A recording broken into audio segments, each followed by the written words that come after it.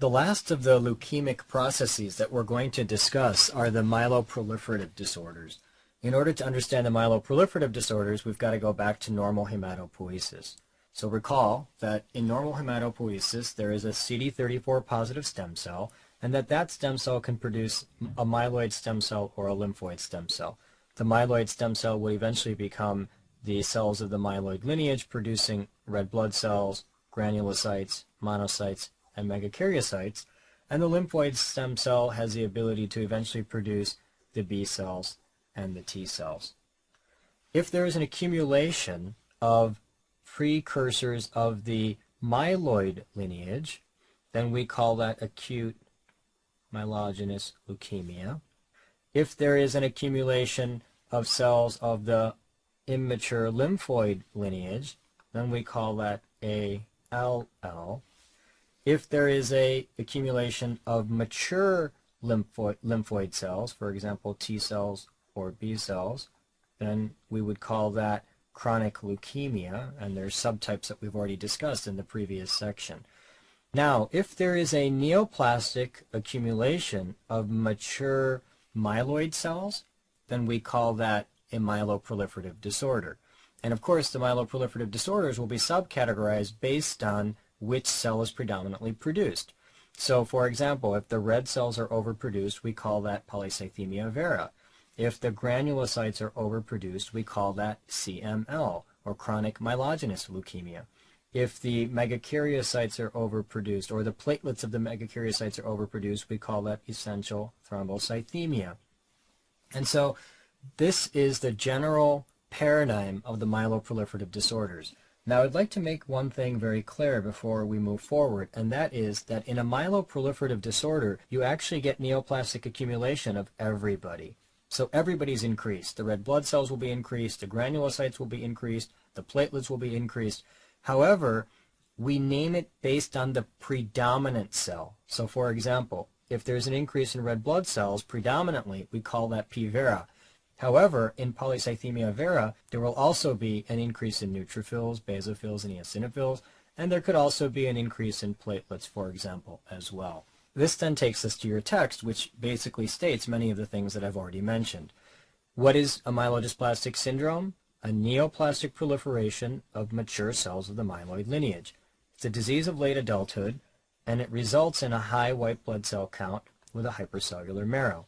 Now, the white blood cell count is going to go up because there's going to be an increased production of granulocytes, and the granulocytes are counted in the white blood cell count. So I hope that that's clear.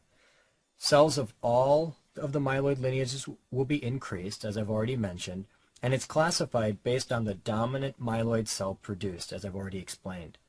Generally speaking, there are some complications that are common. There's going to be an increased risk for hyperuricemia and gout. The notion here is that when you're developing a ton of these cells, you're also going to be turning over a ton of these cells. For example, let's say that the patient has polycythemia vera. In that particular syndrome, they overproduce red blood cells. Obviously, every time you produce a red blood cell, you're producing a nucleus, and that nucleus has to be removed. Remember that the red blood cells have their nucleus removed. So every time the nucleus is removed and the nucleus is degraded, that's going to result in activation of the purine degradation pathway, and the end result of the purine degradation pathway is uric acid. So these patients can easily develop hyperuricemia and gout. Same thing with CML. There's going to be an overproduction of granulocytes. Those granulocytes will eventually die, and their nuclear material will need to be turned over, and it's the degradation of the purines that's going to result in hyperuricemia and a risk of gout. Another complication is that they can progress to myelofibrosis. This is called the spent phase, or the burnt out phase. Third complication is that many of the myelodysplastic syndromes can transform to acute leukemia. You've got mutations in a stem cell that allows the stem cell to develop and produce mature cells. However, if those mutations were to progress, you could easily arrest the stem cell in the blast phase, resulting in an acute leukemia. The first of these is CML, or chronic myeloid leukemia. This is a neoplastic proliferation of mature myeloid cells, as I've already explained. However, the predominant cell are granulocytes. One characteristically increased granulocyte are the basophils. And this is very important. If you recall from the very first lecture that I gave in this chapter, when we see basophilia, it's highly associated with chronic myeloid leukemia. And you're going to see why this is important in a few minutes as well. If we have a slide and we're looking at chronic myeloid leukemia, what we're going to see is an increase in the granulocytes. So all of these are clearly granulocytes.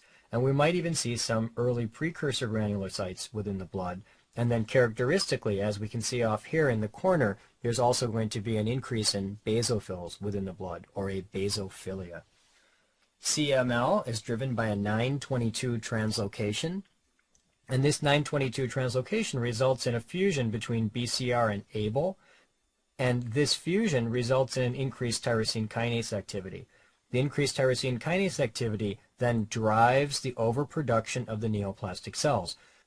Recall that tyrosine kinase is a signal transducer. It is an oncogene that has the ability to transduce the signal of growth to the nucleus, and so overexpression of tyrosine kinase would result in overgrowth.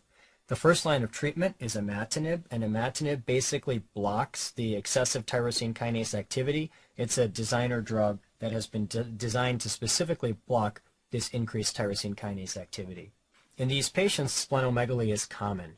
In fact, you can divide CML into three phases. There's the chronic phase, the accelerated phase, and then finally the transformation phase where they develop acute leukemia. Now, in the chronic phase, they have an enlarged spleen, and that's common. If there is an enlarging spleen, that is that the spleen is actually becoming bigger, then that is a marker of the accelerated phase, indicating that the patient's disease is getting worse. And it usually heralds the transformation to an acute leukemia, which would be the worst complication that could arise from CML.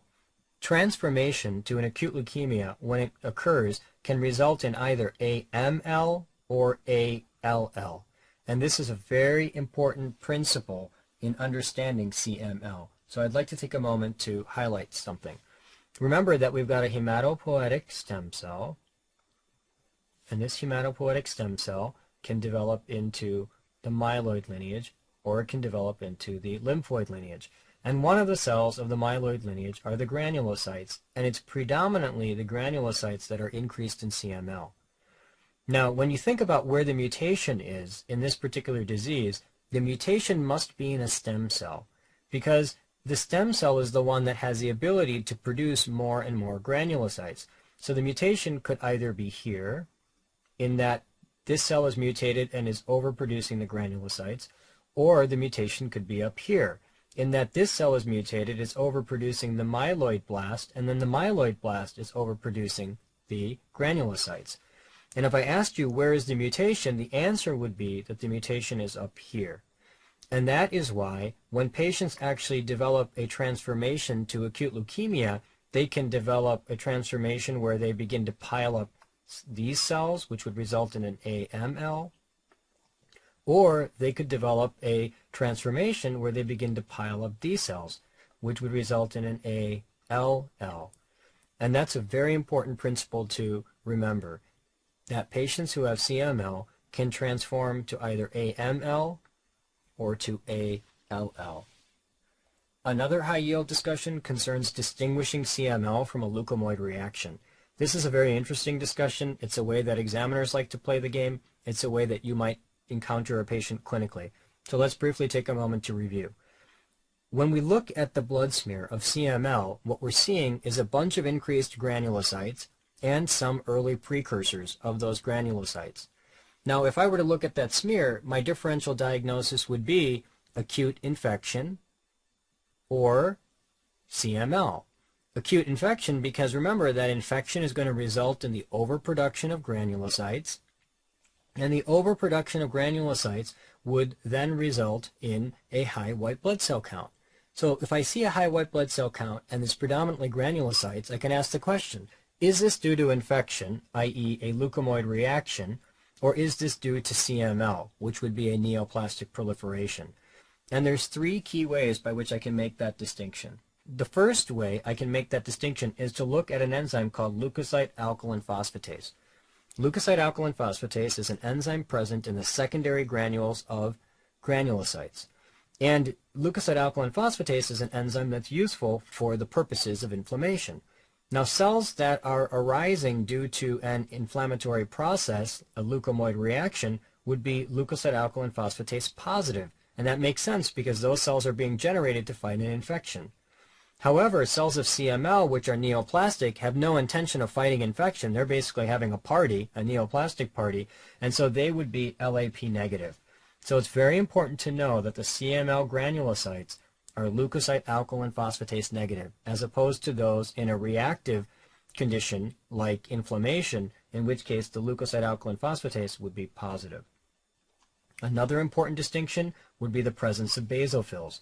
If the patient has an infection and gets a high white count with a left shift and has a predominant neutrophilic leukocytosis as a reactive phenomena, the basophils will not go up. The basophils go up in CML, and that's why I've stated a couple times now so far that basophilia is highly associated with CML. The third way that we could make this distinction is to simply look for the translocation.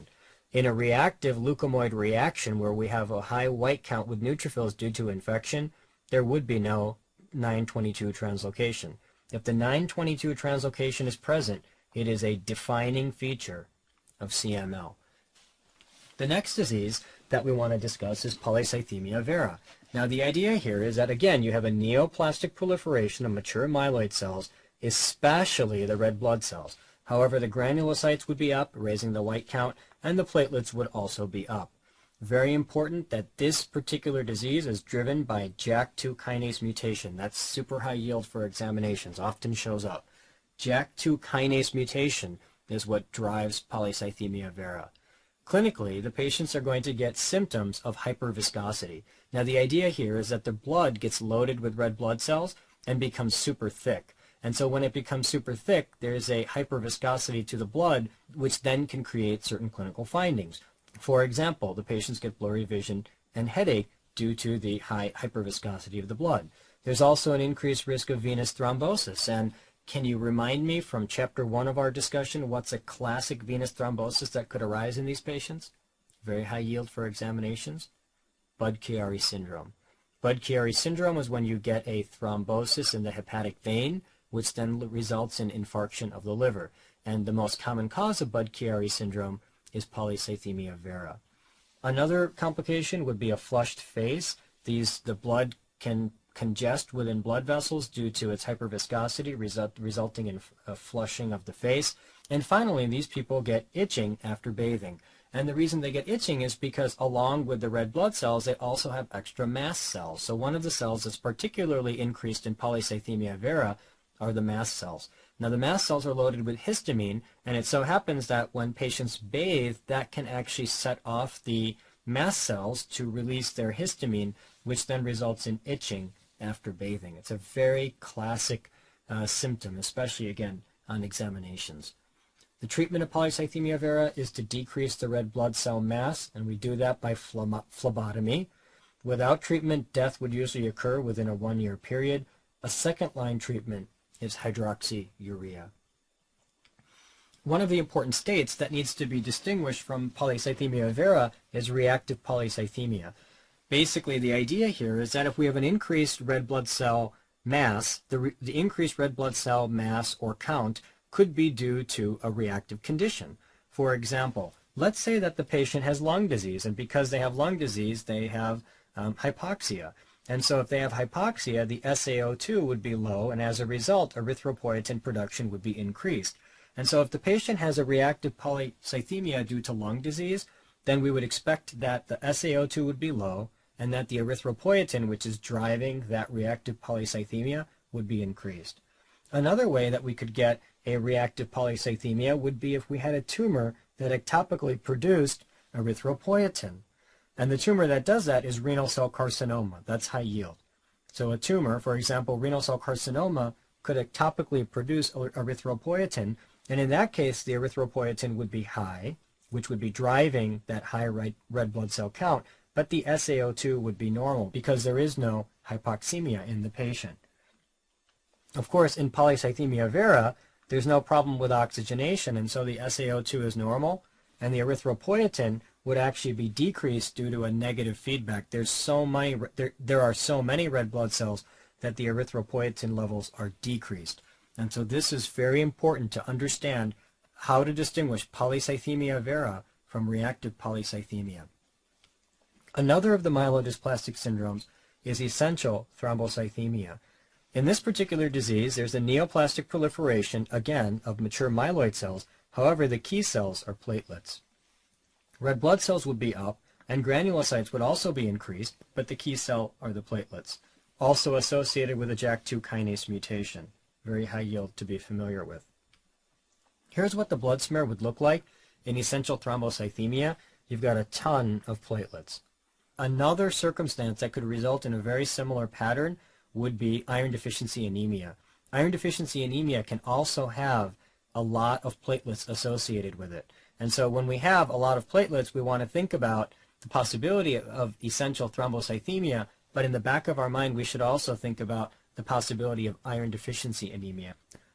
The symptoms of essential thrombocythemia will either be increased risk of bleeding or thrombosis. Basically, either the platelets will not be functioning, giving you an increased risk of bleeding, or the platelets will be over-functioning, increasing the risk for thrombosis. Now, most of the myelodysplastic syndromes have the ability to eventually burn out, and they would result in marrow fibrosis. However, this disease rarely goes to marrow fibrosis. Most of the myeloproliferative disorders have the ability to develop into acute leukemia. This disease rarely develops into acute leukemia. What is particularly important is that there is no significant risk for hyperuricemia or gout. Now recall that in most of the myelodysplastic syndromes, there is an increased risk for hyperuricemia and gout because you're turning over a ton of cells. So again, in P. vera, you're making a ton of red blood cells. Those red blood cells will have their nucleus removed before they get put into the blood, and so that nucleus will have to be broken down, and if we're going to break down nucleus, we're going to go through the purine degradation pathway, and the end result of the purine degradation pathway would be uric acid, giving you hyperuricemia. However, in the case of essential thrombocythemia, remember that how do platelets develop? If this is the megakaryocyte, the way by which the platelets develop is that they are actually just pieces of megakaryocyte cytoplasm. And the platelet really doesn't have a nucleus. And so when these platelets are being overproduced, there is no excess turnover of nuclear material because it's just pieces of cytoplasm. And so there is no significant risk for hyperuricemia or gout. The fourth of the myelodysplastic syndromes is myelofibrosis. In this particular case, we get a neoplastic proliferation of mature myeloid cells, particularly the megakaryocytes. Again, driven by a JAK2 kinase mutation. The megakaryocytes produce excess platelet-derived growth factor, and that platelet-derived growth factor then results in marrow fibrosis, which creates the classic myelofibrosis that we base the name of this disease on. Here's a picture highlighting the myelofibrosis. This is a spicule of bone, and we can clearly see that there's way too much fibrosis, pink collagen, deposited within this marrow space. All we should really expect to see in the marrow space is fat and bone marrow elements. However, here we're seeing a ton of fibrosis, and so this is the classic finding in myelofibrosis on biopsy. Clinical features of myelofibrosis include splenomegaly. Now the idea here is that once the bone marrow is fibrosed, hematopoiesis can no longer properly occur in the bone marrow, and so the stem cells basically remember or basically go back to the place where they used to make blood in the fetus, which was in the spleen or in the liver, resulting in extramedullary hematopoiesis. Now at the same time, because there's massive extramedullary hematopoiesis, the patients develop something called a leukoerythroblastic smear. And the idea here is the following. When blood cells are made in the bone marrow contains reticulin gates. What are the reticulin gates? They prohibit cells that are immature from actually exiting into the blood. So if these are the cells being developed over here, they won't exit into the blood until they're small enough to pass through these gates, which are basically made of a molecule called reticulin. In the spleen, when extramedullary hematopoiesis occurs, especially in massive amounts, we won't be able to prohibit immature cells from leaving the spleen, and so we get something called a leukoerythroblastic smear. Leuko referring to the white cells, erythro referring to the red cells, blastic referring to an increased number of immature cells in the blood. In association with the leukoerythroblastic smear, we would also see nucleated red blood cells. The other finding that's important to note is that these patients will have an increased risk of infection, thrombosis, and bleeding. Now, why would they have an increased risk of infection, thrombosis, and bleeding? Well, basically, the bone marrow is no longer able to properly produce your red blood cells, your white blood cells, and your platelets. And the vast majority of hematopoiesis is now shifted over to the spleen. However, the spleen is tiny compared to the entire bone marrow space. So the patients, although they are producing some extramedullary hematopoiesis, it's nowhere near what they actually need. And so there's an increased risk of infection, thrombosis, and bleeding. Here is a picture of a teardrop cell. And the reason why I included this in your text is to remind you that in myelofibrosis, there's also an increased risk of developing teardrop cells. The way I think about this is that although most of the hematopoiesis moves to the spleen, some of the hematopoiesis does remain within the bone marrow, and you can imagine that if this is the bone marrow, and the bone marrow is totally fibrosed, and there's a little bit of hematopoiesis occurring, as the red blood cells are generated in this fibrosis, they'll be stretched as they try to leave to get out into the blood, and when they're stretched, they'll be squeezed into these teardrop shapes. And so this slide I included here to remind you of what a teardrop cell looks like, and to also alert you to the fact that teardrop cells are commonly seen in myelofibrosis. And that concludes our discussion of myeloproliferative disorders.